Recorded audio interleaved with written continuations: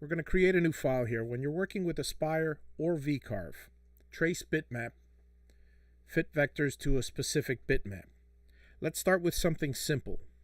Let's say you really like minions and you really like Daleks. So you decided to create a minion Dalek. This is a simple black and white image that was created, so it should easily transfer over. We'll take the bitmap image, drag it into the computer as I did, and take the Trace Bitmap tool, choose the image, because you can actually have several images and just choose away from it, and you'll see this is completely grayed out. You'll choose the image, and you'll have all these different options. Choose the default options when working with a black and white image. The corner fit, the number of colors, there's only 2 colors, so I'm not going to mess with that for now. The corner fit will tell you whether you want very loose corners. In other words, this thing will be, it will not hug every single bitmap. Here, let me show a preview and zoom in a little. As you see, it will not hug every single little pixel. It will do a curve. That's one extreme. The other extreme is tight fit, which, as you see, it doesn't do a curve around here. It's basically jagged. It's not always a wonderful thing. It's actually selecting individual pixels here. You may not want that if the quality of your image is not that smooth. The noise filter shows at what resolution to choose the curves. So let's say I choose 10 pixel resolution. Again, it will curve around every 10 pixels, or it will average every 10 pixels. 2 pixels is good for most things. And bitmap fading is nothing more than you actually will see, if you have it all the way to the left, when you choose your preview, you could barely distinguish what it just did. If you have it all the way over to the right, you will notice all these red lines will be very noticeable if you have the image faded. All it is just a way for you to discern the image, to choose whether you want to calibrate it or tweak it more or less. So I've gone ahead and traced the image, but now you'll notice that the vectors, which are in pink here, and the original image in gray are both showing on the screen. So let's go to the layers, and you'll notice the bitmap layer was created for you when you imported the bitmap. I'm going to turn this little light bulb off, and now you no longer see the bitmap image.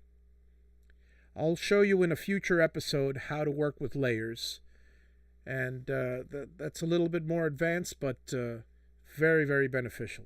So there you have it. There's a Dalek, minion Dalek, if you will. Let me go ahead and do a simple vCarve toolpath for it.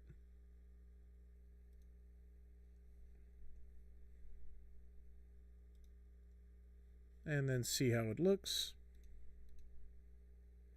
And that's how your Dalek will look on the... You could do some tweaks by removing these lines. But all in all, a cute little character.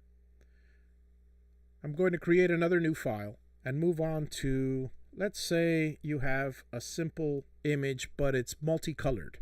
I just grabbed the first image I can, so for those of you who enjoy cute little penguins, we basically have now a multicolor image. We have numerous choices now to convert this to a CNC-able vector image. Let's go again to our bitmap tracing tool. If we choose black and white, we can now choose how much. As you can see, I move the bar all the way over to the right, and all of this will be selected. If I move it all the way over to the left, well, not all the way. The original image was 3 colors. So let's choose color on this one. And since we only have actually 2 different colors, well, 3 including white, but we only have 2 different colors, I'm going to reduce the color threshold This allows you to choose the number of colors. You can move it all the way down to basically these 3 colors. As you can see, if I choose the black,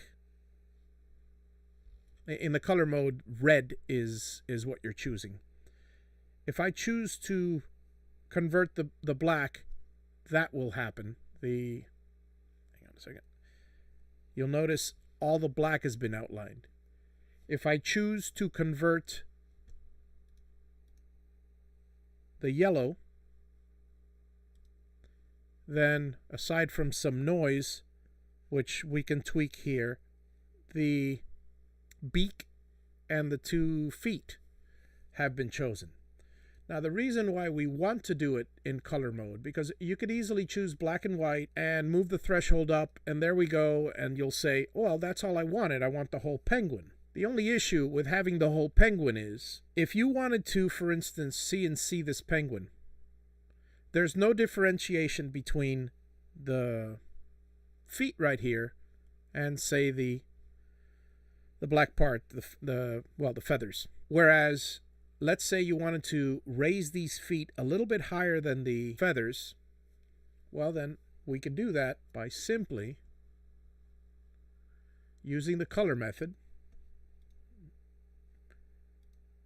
choosing 3 colors. I'll do one for black. I have just created the black one, and now I'll unselect the black, select the yellow, but I want to get rid of these little things. I only want this and the feet. So I'm going to increase it for the sake of this particular thing and choose now this yellow.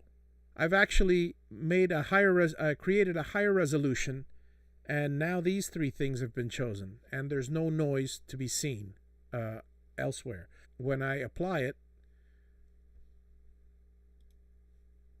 and remove, or at least hide, the bitmap, you'll see I have my very rough feet, and they're grouped, by the way, because we've chosen group on the bitmap, and we have the black part. I'm just going to do a simple pocket hole for this one. That's the beautiful part about the program. You could actually see what you created and see what kind of mistakes you make. And obviously my mistake is choosing a 1-inch bit for something that's a lot thinner than 1 inch. So let's say I was working with an 1/8 inch bit, 1/8 inch end mill. Much better. Now we can see that it cuts out the eyes, basically everything black. We'll go back. We'll choose this now. We'll duplicate the toolpath since we did exactly what we want to do. Then we double click on it and choose these instead of the. So you'll notice we've cut out at a certain level the black parts, and then even deeper the feet. So there is differentiation between both of these. I'm going to move on for a second to the next image. Have a wonderful evening, everybody, and I'll see you next week.